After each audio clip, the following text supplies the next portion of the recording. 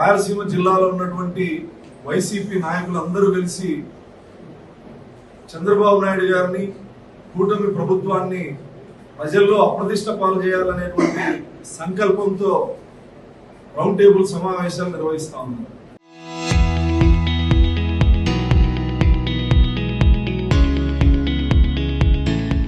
అనంతపూర్లో నిర్వహించిన సదస్సు ప్రారంభమైన 15 నిమిషాలకి జనం ఎవరు లేరు. జనాలు రాక చివరికి వైఎస్ఆర్ కాంగ్రెస్ పార్టీ నాయకుల ఇళ్లలోనే రౌండ్ టేబుల్ సమావేశం పుట్టపర్తిలో పెట్టుకోవడం జరిగింది. వీళ్ళు చేసినటువంటి మోసం, జగన్మోహన్ రెడ్డి గారు రాయలసీమ లిఫ్ట్ ఇరిగేషన్ ని అవగాహన రాహిత్యంతో కేవలం కాంట్రాక్టుల దగ్గర నుంచి వచ్చే కాసుల కోసం ఎటువంటి పర్మిషన్లు లేకుండా, డీటెయిల్డ్ ప్రాజెక్ట్ రిపోర్ట్ లేకుండా అట్టహాసంగా ప్రచార ఆర్భాటం కోసం ప్రారంభించింది జగన్మోహన్ రెడ్డి గారు.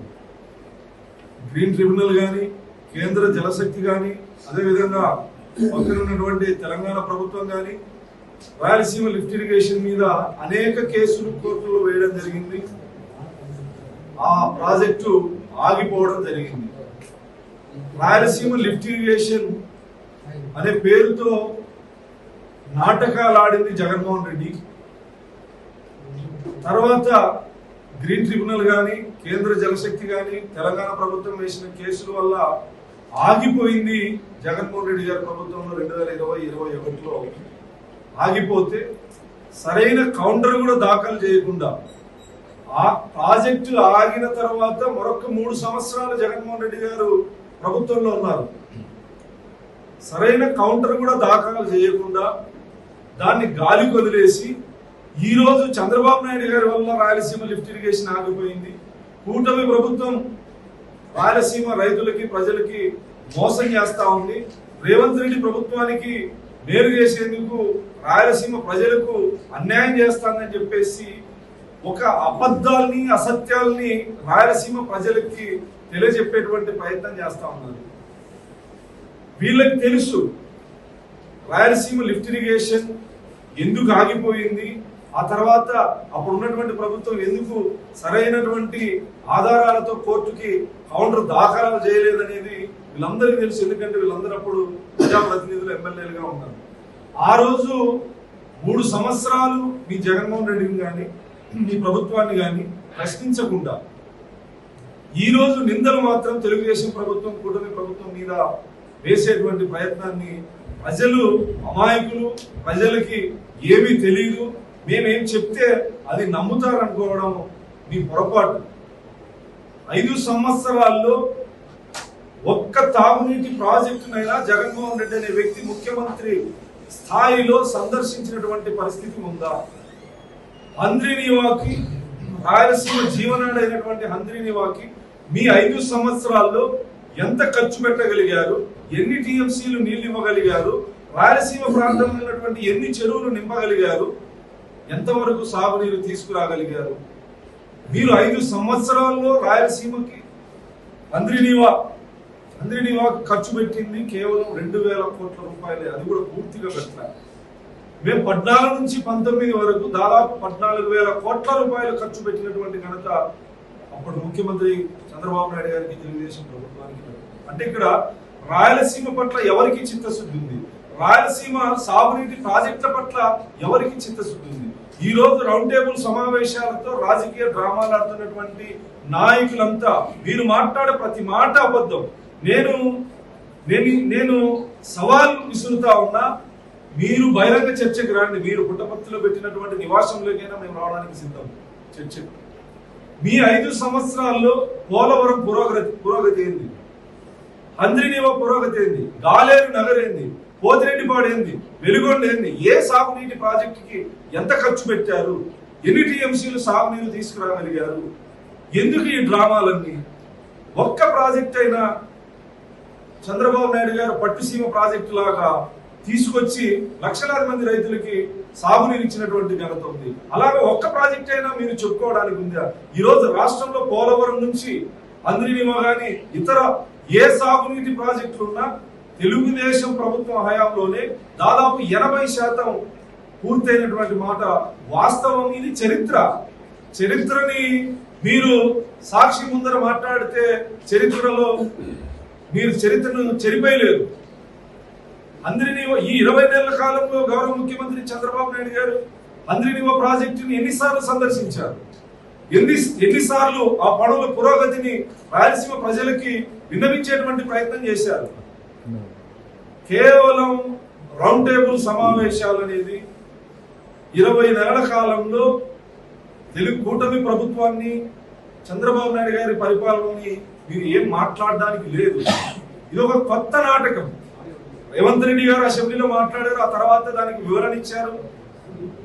దీన్ని పూచిగా చూపిస్తా ఉన్నారు. కానీ హరీష్ రావు గారు మాట్లాడిన మాటలు కానీ కేసీఆర్ గారు మాట్లాడిన మాటలు కానీ ఎందుకు మీరు ప్రజలకు చెప్పడం లేదు? రాయలసీమ లిఫ్ట్ ఇరిగేషన్ మీద హరీష్ రావు చేసినటువంటి పోరాటాన్ని ఆయన బహిరంగ సభ పెట్టి చెప్పడం జరిగింది జగన్మోహన్ రెడ్డి గారి ప్రభుత్వం మీద. ఆంధ్రప్రదేశ్ కి ఉన్నటువంటి ఉమ్మడి ఆస్తులు ముఖ్యమంత్రి అయిన రెండో రోజే కేసీఆర్ ఇంటికి పోయి కాఫీ తాగి ఆంధ్రప్రదేశ్ ప్రజలకు ఏమాత్రం చెప్పకుండా, ఎవరితో చర్చించకుండా నీ సొంత ఇంటి వ్యవహారం లాగా సంతకాలు పెట్టొచ్చిన నువ్వు, నీకు రాష్ట్ర అభివృద్ధి మీద కానీ రాయలసీమ అభివృద్ధి మీద కానీ చిత్తశుద్ధి ఉందా? రాయలసీమ ప్రజలకి ఏం తెలీదా? ఈ మధ్య కొత్తగా రౌండ్ టేబుల్ సమావేశాలు, మరో పక్క బీసీ గలము, రెడ్డి గలము, దళిత గలము ఇలాంటి పేర్ల మీద సభలు కాదు కానీ ఇండోర్ మీటింగ్లు. బీసీ గలం రాయలసీమలో కాదు, ఆంధ్రప్రదేశ్ లో కాదు, తెలుగు రాష్ట్రాల్లో బీసీలకు రాజ్యాధికారంలో అత్యధిక భాగస్వామ్యం ఇచ్చింది తెలుగుదేశం పార్టీ. తెలుగుదేశం పార్టీతోనే బీసీలు రాజకీయంగా కానీ రాజ్యాధికారంలో కానీ అగ్రస్థానంలో నిలబడగలిగారు. తెలుగుదేశం పార్టీ పదవుల్లోనైనా అదేవిధంగా ప్రభుత్వ పదవుల్లోనైనా బీసీలు, ఎస్సీలు, ఇతర సామాజిక వర్గాలు ఆయా కులాల జనాభా దావాస ప్రకారం చంద్రబాబు నాయుడు గారు ప్రాతినిధ్యం వహిస్తారు. బీసీలకి అత్యధిక శాతం తెలుగుదేశం పార్టీతోనే బీసీల ఆత్మగౌరవం ముడిపడింది కానీ వైఎస్ఆర్సీపీ నుంచి కాదు. ఏ రాజకీయ పార్టీ అయినా సదస్సులు, సమావేశాలు, ధర్నాలు, రాస్తారోకోలు చేసుకోవచ్చు. దానికి ఒక సందర్భం అనేది ఉంటుంది. ఇప్పుడు బీసీ గలం అని చెప్పేసి మొన్న పెద్దిరెడ్డి రామచంద్రారెడ్డి లాంటి వాళ్ళు వచ్చి ఒక చిన్న మీటింగ్ పెట్టుకొని పోయినారు. బీసీలకి ఎక్కడ అన్యాయం జరిగింది? మీ హయాంలో ఒక చేనేత కులానికి సంబంధించినటువంటి నందం సుబ్బయ్యని వైఎస్ఆర్సీపీ ప్రభుత్వాన్ని ప్రశ్నించినందుకు హత్య చేస్తే రాయలసీమలో పొద్దుటూరు ప్రాంతంలో ఎందుకు ఆ రోజు మీ గలం ఎందుకు మూగబోయింది? ఎందుకు మీ గలం వినిపించలేకపోయినారు?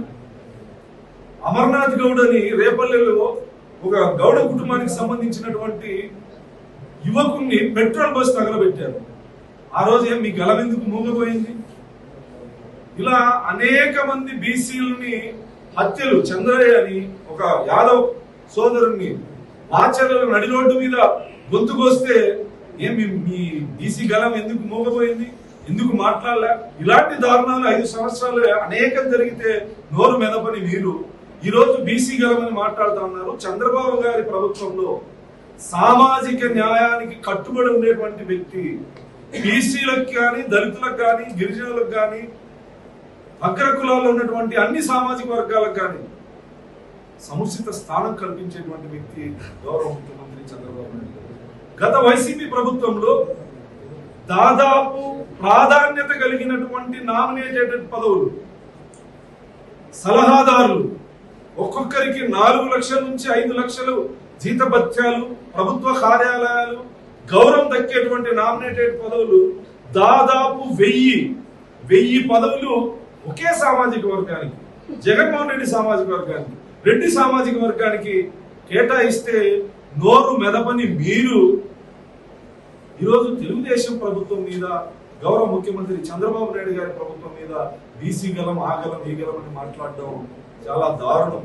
మీరు ఆ రోజు ఇచ్చింది వాల్మీకి కార్పొరేషన్ వాల్మీకి సోదరులకి, కురవ కార్పొరేషన్ కురవ సోదరులకి, మాదిగ కార్పొరేషన్ మాదిగ సోదరులకి, ఇవన్నీ ఆయా కులాల సోదరులకి ఇవ్వాలి కాబట్టి ఇవి ఇచ్చారు తప్ప ఇవి కాకుండా మిగతా నామినేటెడ్ పదవులన్నీ కూడా ఏ పదవైనా తీసుకోండి, ఇవన్నీ కూడా ఒకే సామాజిక వర్గానికి ఇచ్చినటువంటి నీచ చరిత్ర మీద.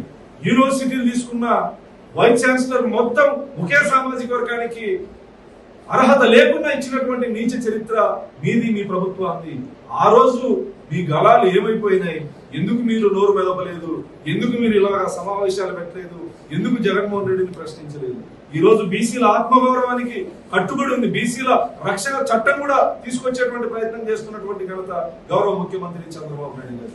బీసీలకు రాజ్యాధికారంలో అయినా, తెలుగుదేశం పార్టీలోనైనా అన్ని పదవుల్లో సముచిత స్థానం కల్పించింది గౌరవ ముఖ్యమంత్రి చంద్రబాబు నాయుడు గారు. తెలుగుదేశం పార్టీ అధ్యక్షుడిగా, ముఖ్యమంత్రిగా తప్ప మిగతా ఏ పార్టీ అధికారంలో ఉన్నా బీసీలకు అన్యాయమే జరిగింది, కానీ బీసీలకు న్యాయం జరగలేదు.